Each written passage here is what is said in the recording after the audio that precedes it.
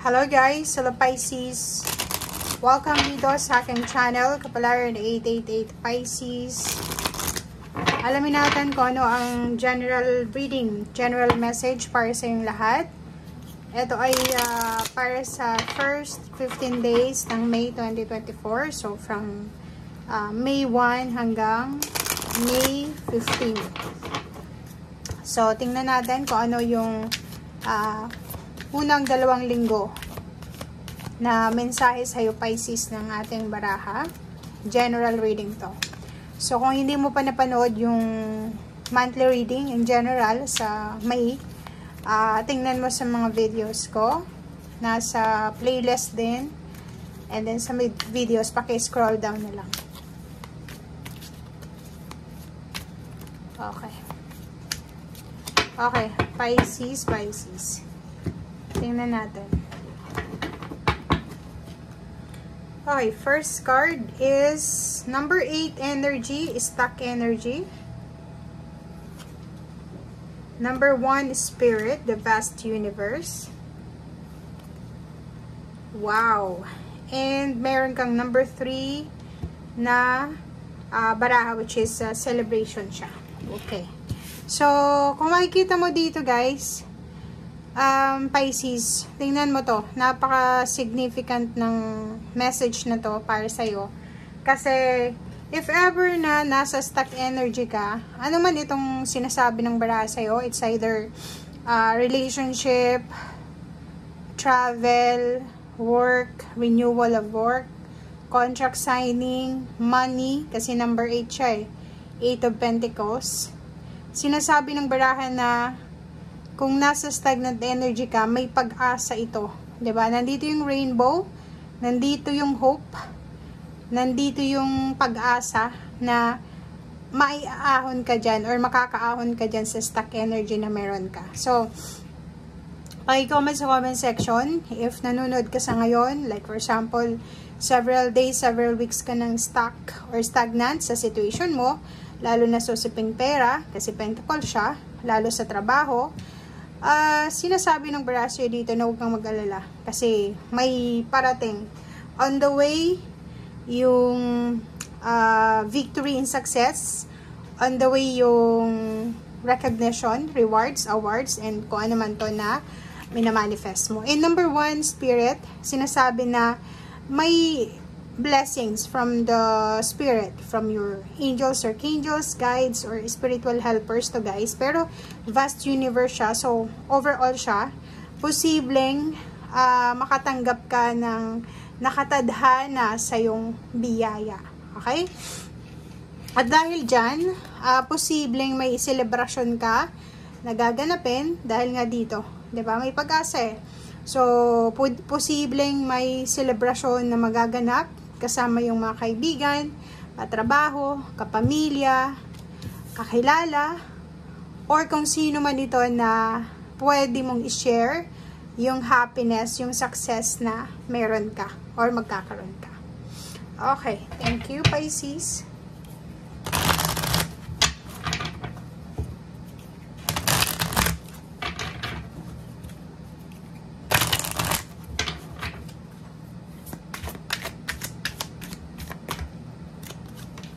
Okay, 5, throat chakra. So, this first 2 weeks ng May, sinasabi ng barahan na yung throat chakra mo is activated siya. So, masasabi mo ang lahat ng gusto mong sabihin. If may sama ng loob ka, pwede mong masabi ito. If ever man may mga information na hindi mo masyadong makuha, like may mga tinatago sa'yo. Like, maraming tao sa paligid mo na inililihim sa'yo kung ano man itong katotohanan, posibleng makuha mo kung ano yung clarity. May clarity, may liwanag, may anong tawag dito? Solusyon, or maraming sekreto ang posibleng matuklasan mo. Maraming mga manluloko sa paligid mo ang posibleng makita mo. Oh, tingnan mo. Conflict defeats, kung ano man itong mga pinagdadaanan natin na worries, regrets, or feeling mo defeated ka, mga away, ang maganda ngayong first 2 weeks ng May is masasabi mo talaga. May express mo yung emotion mo. And if ever man na may sama ka ng loob, masasabi mo talaga siya. Okay? So, yun. If ever may conflict and defeat, may mga kinikimkim kang galit, or meron kang gustong sabihin pero hindi mo masabi-sabi, posibleng masabi mo siya sa first 2 weeks ng May 2024. Okay, last card na to guys dito sa May. Sa first deck. Okay, second deck, sorry. Victory and success. So, yun, di ba? If ever maraming mga tao yung nagbigay sa'yo ng conflict and feeling mo naging broken ka for the past few months or years, sinasabi ng baraha sa'yo, sino man sila, kung sino man ang mga taong ito na gumawa ng hindi maganda sa'yo, kung sino man itong mga taong itong nagbigay sa'yo ng sama ng loob, pinaiyak ka, lumuha ka, may victory and success. Okay? So, may balanse. Sunod-sunod siya diba? So, may blessings after pain and heartaches, after ng mga problema, trials, tribulations, or kano pa man, parating na yung balanse, parating na yung success, yung harmony, yung stability, prosperity, and abundance, and tagumpay lahat ng plano mo, Pisces. Okay? So, ngayong Mayo, medyo maganda yung realization mo ngayon kasi marirealize mo na kaya pala naranasan mo yung pain and heartaches na yon, yung sinaktan ka ng mga tao sa paligid mo, pinakstab ka, binetray ka, kasi may mga pinag-uusapan sila na hindi mo naririnig, pero yung spirit naririnig niya, okay, nila. So, iniwas ka or inalis ka doon sa commitment or sa association or sa relationship na hindi mo na or hindi ka naman talaga welcome, parang ganun. So, pwedeng nakikisama lang sa'yo dahil may pera ka, or pwedeng may benefit silang makukuha sa'yo. But now, sinasabi ng barahan na you're free. Okay? You're free. Sino man itong gumawa ng hindi maganda sa'yo, ibabalik ng universe. Fast universe ito, guys. Malaking big karma ito. Positive karma para sa'yo. Negative karma doon sa mga taong gumawa ng hindi maganda laban sa'yo. Okay? Thank you.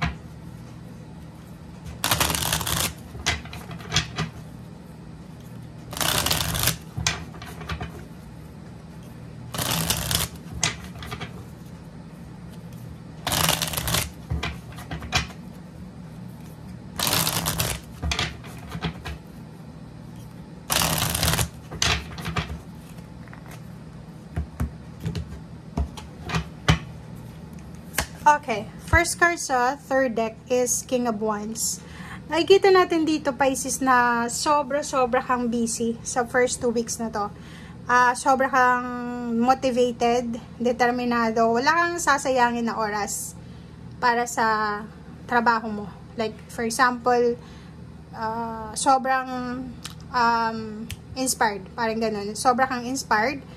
Kung dati is palagi kang uma-absent sa trabaho, ngayon is sobrang inspired ka, sobrang passionate ka. Kasi may pinag-iipunan ka, diba? May pinag-iipunan ka, Pisces, or may gusto kang gawin. It's either travel ito, relocation, or kung ano man tong selebrasyon na pinaghahandaan mo. So, naghahanda ka ng pera, so wala kang sasayangin na oras, energy para sa mga bagay-bagay, kundi lang sa trabaho. Ten of Swords, yun. Etong Ten of Swords na to, guys, is resonated to dito sa victory and success, sa conflict and defeat. Yung mga taong gumawa nito sa'yo, diba, parang tiniridor ka sa likod. Parang gano'n, diba? Marami sila na trinaydor ka, marami silang sinaktan ka ng patalikod. Maraming mga tao sa paligid mo na after mong tulungan, masama yung naging dating nila sa'yo, diba? May mga taong, yun na nga sabi ko si kanina, na malapit lang sa'yo kasi may kailangan silang pera. Pero kung wala kang pera, wala kang maibibigay, wala sila sa'yo. Parang ganun. But, this first 2 weeks ng May, tapos na yun. You're moving out, from that situation, from that stuck energy situation, diba? And then, yun, makaka-move on ka na, and then magsisimula ka ng peace and harmony sa buhay mo. So, tingnan mo to, diba? So, resonated sila sa bawat isa, okay? So, nakikita natin na sobrang peaceful, sobrang harmonious, sobrang stable. Ang secure din yung financial mo, and at the same time yung emotional sa buwan ng May, lalo na sa first 2 weeks. Sa buwan, sobra kang excited, in love, passionate ka sa ginagawa mo. Sobra ka din na tawag dito, realization kasi to So, ibig sabihin, yung conflict and defeat na nagbigay sa'yo ng depression, anxiety, sleepless nights, or ano pa man, may kapalit pala tong excitement. Diba? So, parang marirealize mo sa buwan ng Mayo na hindi mo akalain na makakaraos ka sa conflict and defeat or sa kung ano man na 10 of Swords dito. Diba? So, nakikita ko sa'yo dito na sobra kang grateful. Sobra kang thankful and grateful sa kung ano man to. Feeling blessed ka this month ng May dahil lahat ng mga pinagdaanan mo, nakasurvive ka. And patuloy ka pa rin na makakasurvive sa kung ano man ito na pagdadaanan mo sa buhay. 6 of Swords, moving on ka na talaga. It's either may gagawin kang travel sa first 2 weeks ng May, is either relocation, pwedeng aalis ka sa lugar na hindi mo na nararamdaman o welcome ka, relationship na hindi mo na nafe-feel na kailangan ka, doon sa mga sitwasyon na hindi mo na ramdam na worthy ka, parang ganon.